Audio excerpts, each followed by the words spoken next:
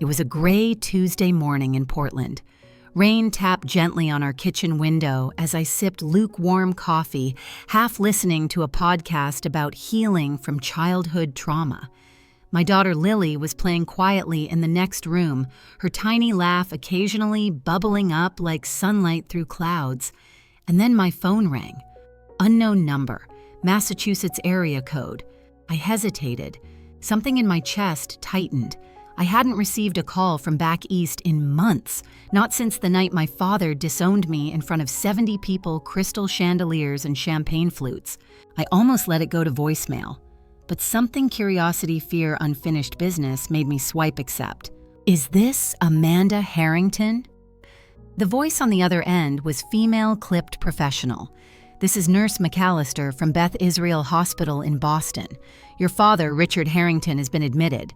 He had what we believe is a transient ischemic attack, a mini stroke. He's stable but confused. He's asking for you. I froze.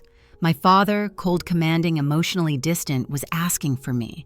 The same man who told me in front of a room full of powerful colleagues and family that I wasn't his real child. My hands shook. For a moment, I couldn't breathe. Then came the second wave, the guilt, the questions, the ache I thought I had already buried. My husband Scott walked in and saw the look on my face. "What is it?" he asked. I whispered, "It's my dad. He's in the hospital, and he wants to see me." That moment reopened a door I thought I had permanently closed. It forced me to ask myself, can we ever truly heal from the people who hurt us most? And what happens when the person who broke you suddenly becomes the one who needs you? What followed was a journey I never expected, a return to the house that broke me, a confrontation with truths I never wanted to face, and the discovery of a strength I never knew I had. Let me take you back to the beginning, because everything that came after started with that one phone call. 3 days after that call, I stood on the front steps of the house I once called home, suitcase in hand, heart heavy with memories. The air in Boston felt different, denser somehow, like it carried the weight of everything I had run from. The last time I stood here, I was a teenager leaving for college, more relieved than scared, convinced that distance would equal freedom. But standing here now, almost 15 years later, I realize some places never let go of you, even when you think you've outgrown them. The house hadn't changed much. Same white columns, same manicured hedges trimmed with unsettling precision. Even the brass knocker shaped like a lion's head still glared at me with that quiet judgment I remembered too well. But the real tension didn't lie in the structure. It was in the silence behind the door. The home that once echoed with piano music and stiff dinner conversations now held only one frail man, a shadow of the figure who once dominated every room he entered.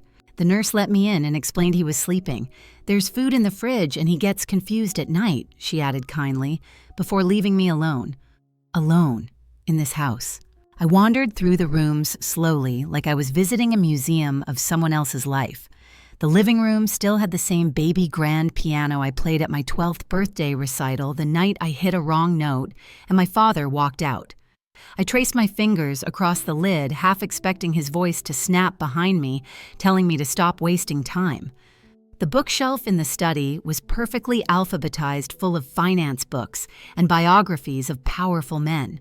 On the mantel, 2 photographs faced outward, Jason receiving an industry award, Kimberly in her white coat outside Mass General. No photo of me, not even from my wedding. In the guest room, my room, now I sat down on the edge of the bed and stared at the faded wallpaper. That space used to be mine, but even then it didn't feel like it belonged to me. I remember decorating it with posters of authors and quotes about imagination. He tore them down. "Real success doesn't come from daydreams," he said, and for a long time, I believed him.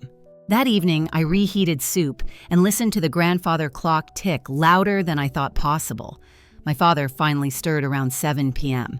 His voice was raspy. "Amanda?" he asked, squinting at me like he wasn't quite sure I was real. "You came." I nodded, unsure how to feel. "They told me you'd never speak to me again." I wasn't planning to, I answered honestly. He looked away, embarrassed maybe, or just tired. "Your mother would have known what to say. It was the first time he'd mentioned her since the funeral. That one sentence cracked something open in me. Not forgiveness, not yet, but a sliver of unexpected vulnerability. For a moment, we weren't adversaries. We were just two people who had both lost the same person. Later that night, after he'd gone to bed, I opened the closet in the hallway looking for extra blankets. Instead, I found a dusty box marked Elaine's things. Inside were her old scarves, a perfume bottle, and a small music box I hadn't seen in years. When I turned the key, it played the opening bars of Claire de Lune, the same piece I had played that night.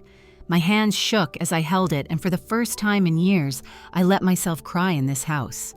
That night, I learned something unexpected. Sometimes the place that broke you isn't just a symbol of pain, it can also hold remnants of love that got buried beneath it. Not all scars come from cruelty. Some come from silence, from love that wasn't expressed from people too broken themselves to offer softness. As I lay awake listening to the creak of old pipes and the occasional rustle of wind against the windows, I thought about how time doesn't fix wounds, it only hides them. Healing begins not when you run away, but when you return not to stay, but to understand. And I wasn't here to stay. I was here to look my past in the eye. But what I didn't know yet was that my past had more secrets than I imagined, and one of them was about to find me in the most unexpected way. It started with a creak, subtle but unfamiliar. I had been sorting through some of my mother's old keepsakes in the hallway closet when I leaned too far against the back panel and it shifted.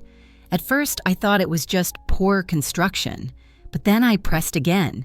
This time, the panel gave way slightly, revealing a narrow space behind the wall. My heart skipped. I remembered childhood rumors how older homes in Boston often had hidden compartments, remnants of eras long gone. But I never imagined there'd be one in my own house. With cautious fingers, I pried open the false back. Inside, barely illuminated by the hallway light, was a dusty, gray metal box. Its edges were worn, the latch rusted slightly, but it wasn't locked.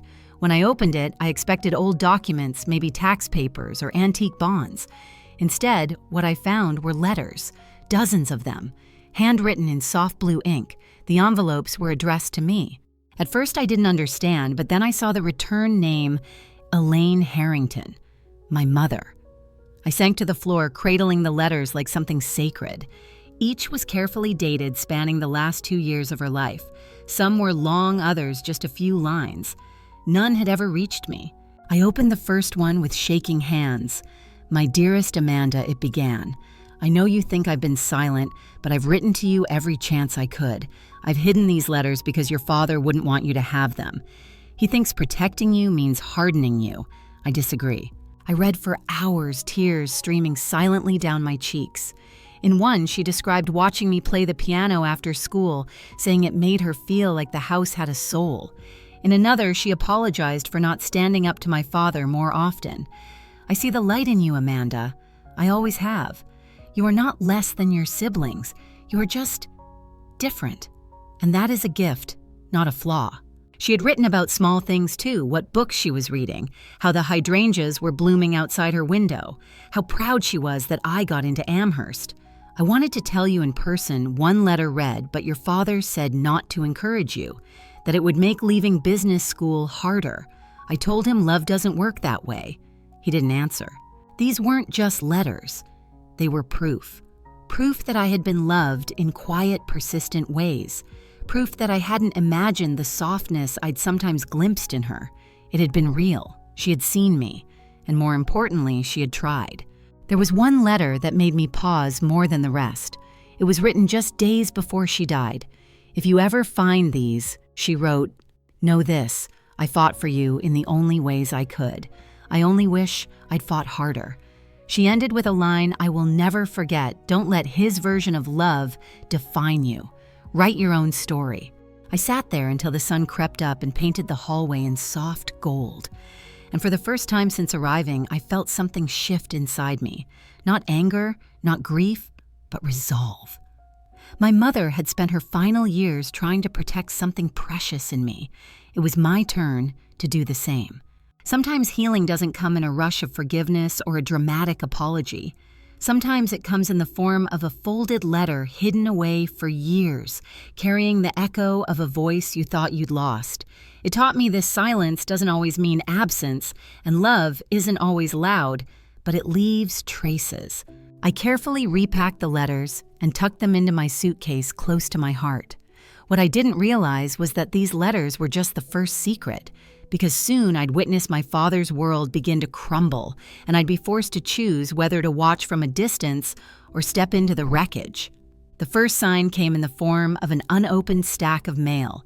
It sat untouched on the sideboard in my father's study, thick envelopes from the bank's compliance office, a notice from a law firm, and a letter stamped "Confidential" in red. I wasn't trying to pry, but when you're caring for someone who forgets what day it is, sorting through their mail becomes less a choice and more a necessity. Later that afternoon, while I was making tea, the doorbell rang. A sharply dressed man stood on the front porch, his briefcase polished and his expression tight. "I'm here from First Atlantic's legal division," he said. "Mr. Harrington missed 2 formal requests for a statement. We were hoping to speak with him in person." I explained that he wasn't well, that he had suffered a mini-stroke. The man sighed as if this only made things more complicated. There have been internal allegations, past conduct, hostile work environment, retaliation. That evening, I searched his name online. What came up surprised me, not because it was unexpected, but because it was finally public. A former junior associate had written a long, candid piece about her experience working under my father. Her words were measured, but firm, dismissive, demeaning, controlling. Other former employees added their voices in the comments. He once told me emotion was a liability. I stayed for the title. I left to save my health. Brilliant strategist, but he crushed people. It was surreal seeing the truth surface like this. I had lived it all my life, but always in private, and now the world was catching up. My father's reputation, once built on polished suits, flawless deals, and intimidating charm, was unraveling. Slowly then, all at once. In the days that followed, the phone rang more frequently. Some calls he answered, others he ignored, but I could see the shift. His voice grew more uncertain. His gaze, once sharp and demanding, now wandered. One morning, he burned toast so badly that the smoke alarm went off. When I rushed in, he was staring at the toaster, like he didn't understand what it was. The man who once ran multi-million-dollar mergers couldn't remember how to use his own kitchen. There's a strange sadness in watching someone so powerful fall apart, not because they deserve your pity, but because it forces you to see them differently. Not as villains, not as heroes, just as flawed, frightened people trying and often failing to control what they can. The lesson was clear. Power without compassion eventually turns on itself, and control, no matter how carefully constructed, cannot protect anyone from time, truth, or memory. Still, even as his outer world crumbled, I had no idea the emotional storm that was still to come. Because the deepest reckoning wasn't with his legacy, it was with the fear he had built in me, and soon I would have to face it head-on. In the middle of the night, in the middle of a memory. It happened around 2:30 in the morning. I was lying awake, listening to the soft hum of the radiator and the occasional creak of old floorboards. My body was tired, but my mind was restless. Just as I began to drift into a shallow sleep, I heard my father's voice calling out from the other room. At first, I couldn't make out the words, but as I hurried down the hallway, the tone became unmistakably clear panic. He was sitting up in bed, drenched in sweat, eyes wild and unfocused. "Elaine?" he whispered, then louder. "Amanda. Where's Amanda?" "She's only 8. Someone take her home." His hands clawed at the sheets like he was trying to push back time. I froze. There was something deeply unsettling about watching the man who had once terrified me, now gripped by fear, himself. This was the same voice that had ordered me to leave his retirement party without blinking. The same man who withheld affection for years because I didn't fit the image he crafted. And yet here he was, small, frightened, confused, calling out for the version of me he had long since pushed away. I moved to his bedside and gently touched his shoulder. "I'm here," I said softly. "You're safe." He blinked, and for a moment it was as if he saw me not as an adult, not as someone who had disappointed him, but simply as his daughter. He lay back down, murmuring something unintelligible, and within minutes his breathing settled. I stayed in the chair beside his bed, watching his chest rise and fall, feeling the sting of emotions I couldn't yet name. Fear, sadness, maybe even empathy.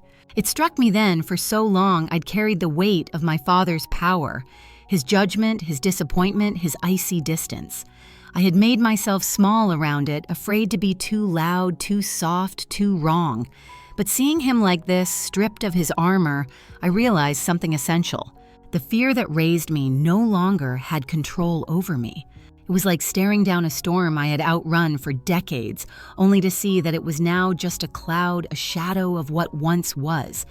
And in that moment, the balance shifted.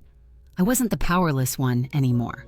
The lesson was quiet but profound sometimes. The people who hurt us most are also the ones most trapped by their own pain. That doesn't excuse their actions, but it does help explain their limitations. And if we can see that without letting them diminish us, we begin to reclaim something vital, our own strength. I stood up, tucked the blanket around his shoulders, and walked back to my room. Something had changed, not in him, but in me. And the next day, I would find the courage to voice it for the very first time. Because healing isn't just about understanding the past. It's about finally telling your truth, even when it shakes the walls of everything you thought you knew. The next morning, I sat by the window with a mug of tea that had long gone cold. Outside, the November sky was a dull gray, the kind that pressed against your shoulders and made everything feel heavier. My father was still asleep, and the house was quiet in that familiar, eerie way, like it was waiting for something to be said that had never been spoken aloud. I reached for my notebook. The pages were already filled with scribbles and journal entries, therapy prompts, and half-started letters. But that morning, I wrote with purpose. No edits, no hesitation, just truth. It wasn't an angry letter, but it was honest. I told him about the night of my recital and how I finished playing through tears. I wrote about how it felt when he laughed at my business plan, how he never called on my birthday after Mom died, how he made me feel like the odd puzzle piece that didn't fit into the family portrait. I told him about the anxiety attacks, about how I learned to shrink myself in relationships, fearing rejection, before love had a chance to form. I told him that I had grown tired of chasing approval that was always 2 steps away. And then near the end, I added something I didn't expect. Even now, I don't want revenge. I just want freedom from your voice in my head, telling me I was never enough. I left the letter on the tray with his breakfast. When he woke up, I didn't wait in the room. I went outside, walked slowly down the street with no destination in mind, heart pounding. By the time I returned an hour later, he was sitting at the kitchen table. The letter lay beside his half-eaten toast. He looked up at me, his face unreadable. "You wrote this?" he asked. I nodded. I did. He didn't speak for a while. Then quietly, he said, "It's all true, isn't it?" I didn't answer. I didn't need to. He reached for his reading glasses, wiped them slowly with a cloth, and said, "I don't know how to respond." There was no apology, no grand confession. But there was something else, an admission of not knowing, and for a man like him, that was more honest than anything he had ever given me. He paused again. "I'm going to change the will," he said suddenly. "I want to leave something for your press, for books that deserve to be heard." I blinked, unsure if I heard correctly. "You mean Lighthouse?" "Yes," he said, "in your mother's name." And just like that, something shifted. Not everything was forgiven. Not everything could be. But in that moment, I saw the beginnings of a man confronting the shape of the damage he'd caused. And I saw in myself the woman who no longer needed to be healed by his approval. Because the truth is, sometimes the most powerful confrontation doesn't come through shouting or ultimatums, it comes through clarity. And the most lasting change isn't when someone finally gives you what you always needed. It's when you finally stop needing it. That evening, I wrote to my attorney and started the process of forming a foundation, one that would support young writers from difficult family backgrounds. It would be part of Lighthouse Press, but with its own name, the Elaine Legacy Fund. Not for my father, not even for me, but for every quiet voice that deserved to be heard. Still, even with this shift, I knew the real legacy I wanted to leave wasn't on paper. It would be built through action, through empathy, through the kind of love that didn't come with a price tag or condition, and I would soon be tested because healing is never a straight line. And just when I thought I'd found balance, the past would come knocking again in the most public way imaginable. 2 weeks after our quiet conversation, the papers arrived. The official documents that confirmed what my father had promised. He was donating a significant portion of his estate to fund the Elaine Legacy Fund, a literary grant program under Lighthouse Press. There was no ceremony, no press release, just my name, his signature, and the imprint of a decision that felt for once not about power or image, but about acknowledgement. Still, the news found its way into industry circles. A former banking executive creating a fund for marginalized authors. It raised eyebrows. A few journalists reached out for comment, but I declined. I didn't want the story to be about him. This wasn't about redemption. It was about impact. The first time I spoke publicly about the fund was at a small community library in Portland. The audience was modest teachers, aspiring writers, college students scribbling notes with hopeful eyes. I told them about Elaine Harrington, a woman who once painted in secret and kept journals hidden under floorboards. A woman who read poetry at night when the world had gone quiet. This fund, I said, isn't about fixing the past. It's about planting something better in its place. That night after the talk, a teenage girl came up to me. She looked nervous, clutching a notebook. "My dad doesn't think writing is real work," she said softly. "But hearing you tonight, I think I'm going to keep going." I smiled and told her the truth. That's why we do this, so the next generation doesn't have to ask for permission to believe in themselves. It made me reflect on what we so often think of when we hear the word inheritance. For years, I believed I had lost everything: parental approval, family connection, any kind of legacy. But what I was learning now is that real inheritance isn't measured in bank accounts or heirlooms. It's measured in values, in what we choose to carry forward and what we decide to leave behind. Money comes and goes, titles fade, but kindness, encouragement, the bravery to tell your story, that kind of legacy ripples. It finds its way into classrooms and living rooms and quiet midnight writing sessions where someone decides they're worth the page they're writing on. That's the kind of inheritance I wanted to build. Of course, not everyone understood. Kimberly sent a single-line text, "Well, I guess your book hobby finally paid off." I didn't respond. I didn't need to. Her words, once so heavy, now felt paper-thin. Jason, on the other hand, surprised me. He called and said I read about the fund. It's actually kind of incredible. There was a pause, and then he added, "Mom would have been proud." I believed him. Building the foundation wasn't just about honoring my mother. It was about taking the pain that shaped me and turning it into something generous, something that didn't end with me. And every time I saw an application from a student who had grown up in a turbulent home or a young writer who had been told they weren't practical enough, I remembered what it felt like to be that girl, the one playing piano for an audience that never clapped. The fund was growing slowly but steadily. A few corporate donors reached out. One author we supported got published nationally, small victories but powerful ones, and each one whispered this matters. But even as I found purpose, a new storm was forming on the horizon. Because healing is never the end of the story. It's the beginning of a new chapter, and the next test would come not from my father, but from within. The part of me that still doubted whether I could ever truly be different from him. And soon, that part would be staring back at me in the mirror, in my parenting, in my fears. A few months into the launch of the Elaine Legacy Fund, life in Portland had settled into a new kind of rhythm. Our house felt alive with purpose books stacked on every surface, grant applications pinned to my corkboard, and the quiet excitement of watching something meaningful take root. But healing, I was learning, doesn't move in straight lines. It loops, it dips, and sometimes it crashes into you just when you think you're finally safe. It started with something small. Lily, now almost 2, was having a difficult evening, tired, overstimulated, and refusing to eat dinner. I had spent the entire day balancing grant meetings, emails, and a surprise visit from a journalist who wanted to profile our work. I was exhausted. Scott was running late. And when Lily knocked her bowl onto the floor for the third time, something inside me snapped. I didn't yell, but I stood frozen hands, clenched teeth tight.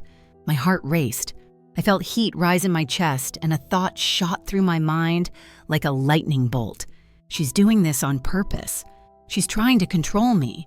It was a terrifying thought, not because of Lily, but because it sounded eerily like something my father would have said. I backed away from the table, heart pounding, and excused myself to the bathroom, where I sat on the cold tile floor, trembling. That night, after Lily was asleep, I confessed it all to Scott. My voice cracked. What if I turn into him? What if all this work, all this progress is just a surface? I peel away when things get hard. Scott listened quietly, then said something I'll never forget. Amanda, the fact that you're asking that question, that you noticed the moment it happened and removed yourself, that's the difference, that's the work. The next morning, I made an emergency appointment with Dr. Waters, my therapist. She listened as I described what happened, how frightened I was by my own reaction. When I finished, she smiled gently and said, Amanda, healing from emotional abuse means unlearning patterns that were wired into you for survival. But you're not your father. You paused. You sought help. That's not failure. That's growth.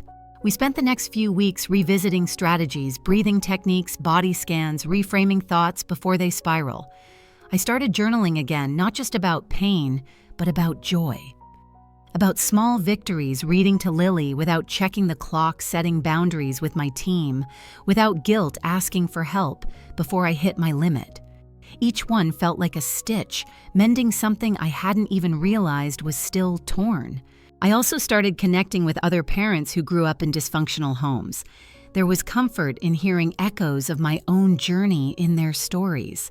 One woman said, my biggest fear was passing down the silence I grew up with. So now I narrate everything, even when I'm scared, even when I'm wrong. That idea stuck with me. Not perfection, but presence. Not control, but connection. The biggest lesson I've learned, healing isn't a destination. It's a conversation, a daily one with yourself, your past, your present. And some days it's messy. But if you can meet those moments with compassion instead of shame, they become something else entirely. Practice. Things weren't perfect. I still had triggers, moments of doubt, nights where I clutched Scott's hand in the dark, whispering, "Tell me again that I'm not broken." And every time he would respond the same way, "You're not broken. You're building."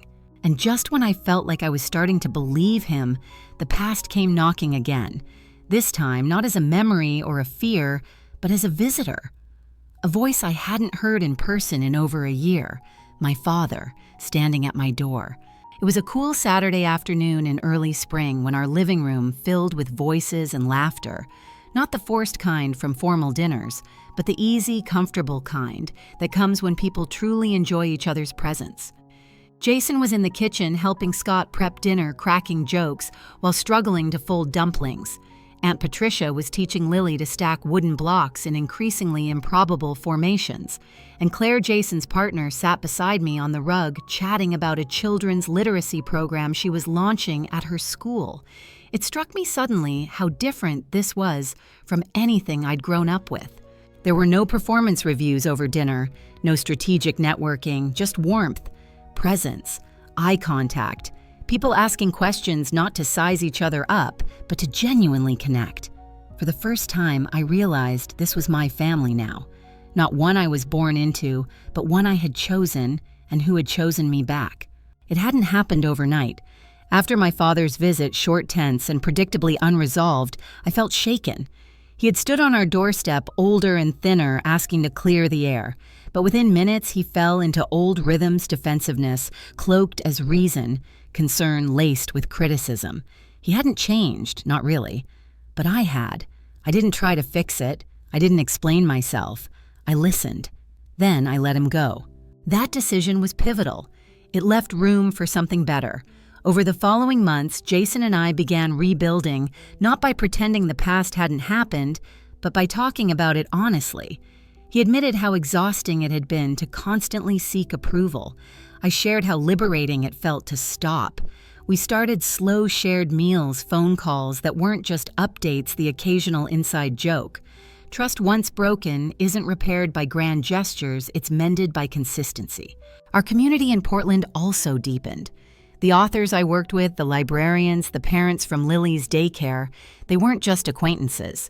They were people who showed up when we were sick, who texted when they read something moving, who brought over soup just because. It was a quiet revolution in my life, realizing I didn't have to prove my worth to be cared for. I only had to be present. The lesson once again was simple, but profound. Biology might define where we start, but love defines where we belong. Family is not a label, it's a verb. It's the people who make space for your joy and your mess, who listen without fixing, who remind you who you are when you forget. And just when I thought I had reached a new kind of peace, a message came through that would stir everything up again, one that asked me to make the hardest choice of all, not whether to forgive, but whether to say goodbye for good.